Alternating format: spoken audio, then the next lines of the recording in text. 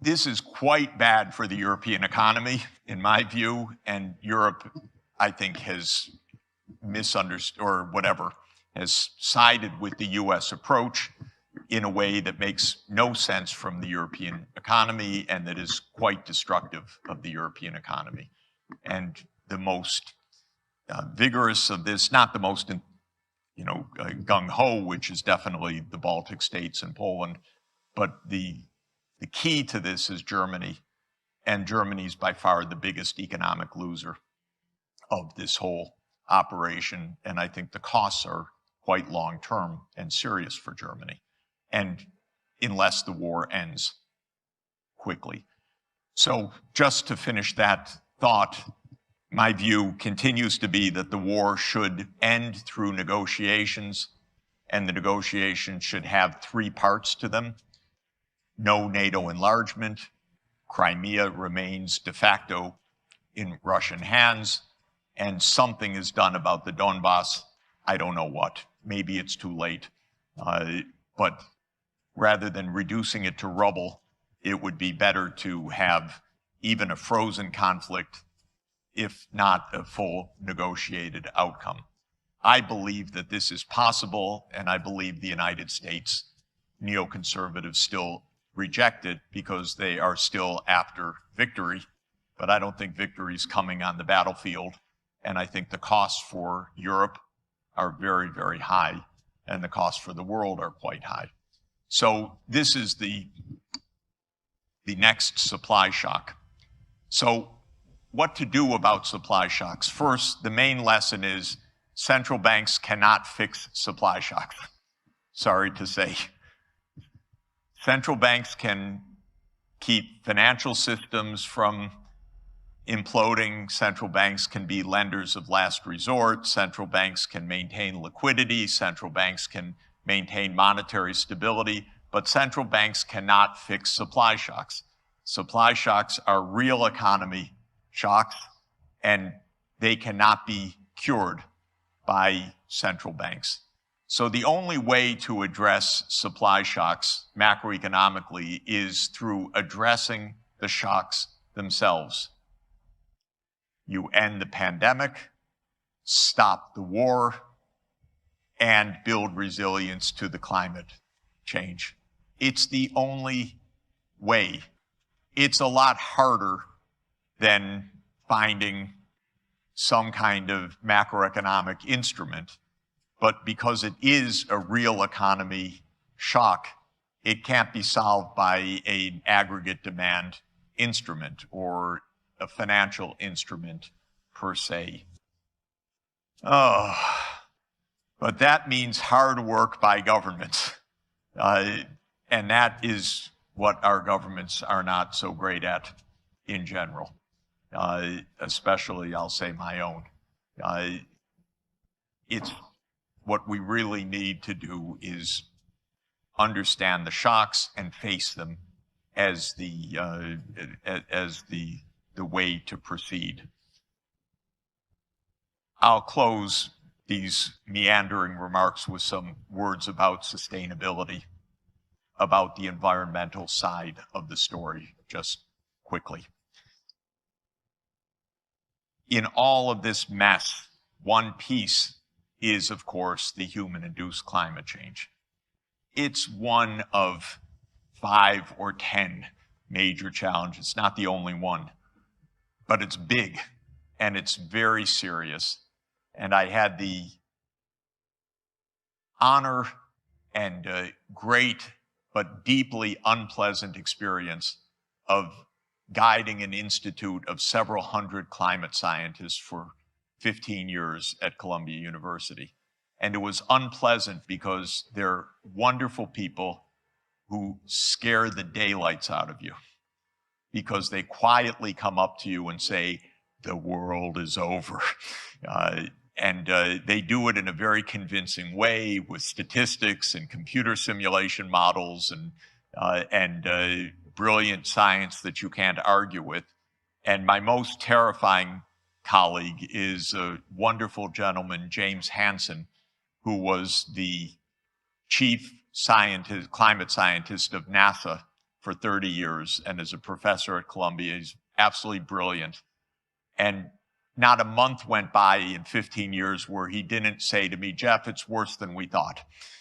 In other words, it's accelerating faster. The ice sheets are being destroyed faster. The thermal hailing circulation is slowing faster.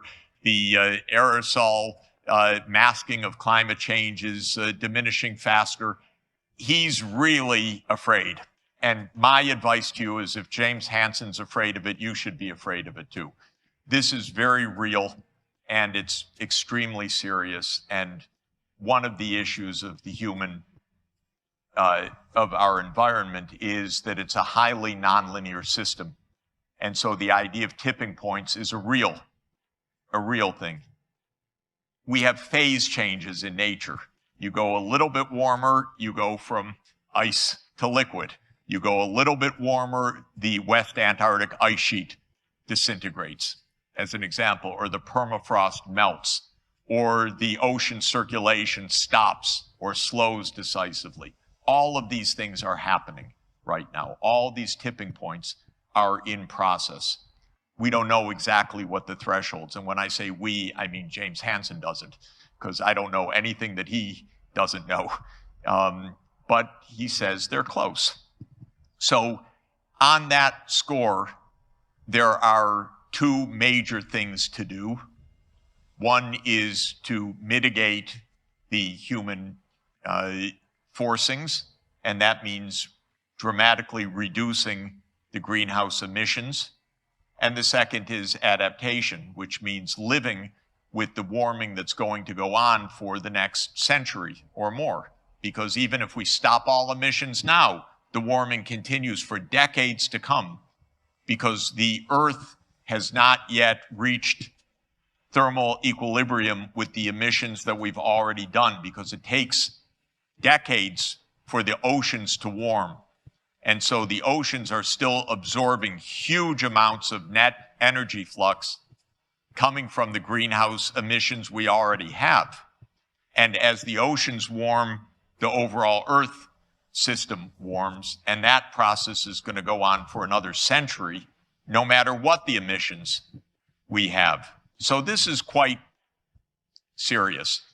And on the mitigation side, of course, the center of the mitigation is a zero carbon energy system and ending the net emissions from nature, from deforestation, and from the farm system. So that's a lot to talk about, and I won't say too much about it, and I'm sure many of you know a lot about it, but we do need to decarbonize the energy system.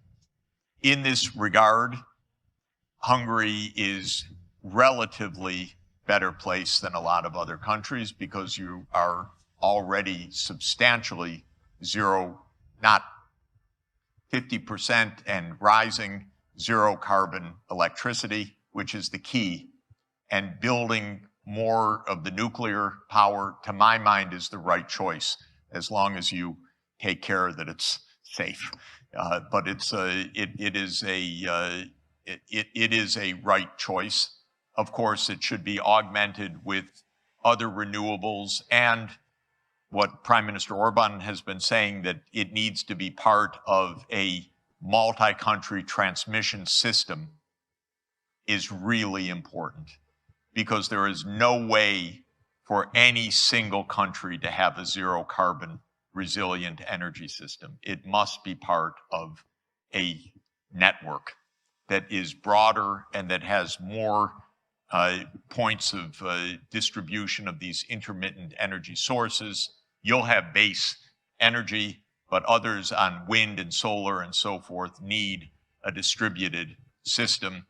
This, to my mind, is another reason why the destruction of Nord Stream was so awful, because we need cross-border trade in energy.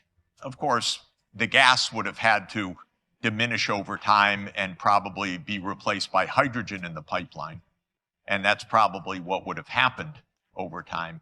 But the idea, the US new idea, is that trade, they call it dependency, Europe shouldn't be dependent on Russia. This is stupid, actually. Europe shouldn't, it's mainly saying Europe shouldn't trade with Russia. Of course, there should be mutual dependency. It's called international trade. But now we're in a mood of we need self-sufficiency. We need everything at home. You cannot have green systems in autarkic environment. We need transmission across national boundaries, even for gas. And the idea that this was some fatal mistake of Germany to enter into dependency on Russia is just a ridiculous American idea, by the way. Not an American idea, American strategists' idea.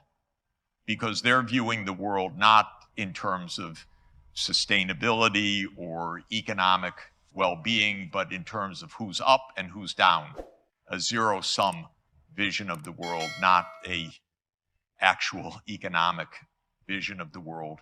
Because in economics, we don't have the concept of dependency on imports. We have the concept of trade.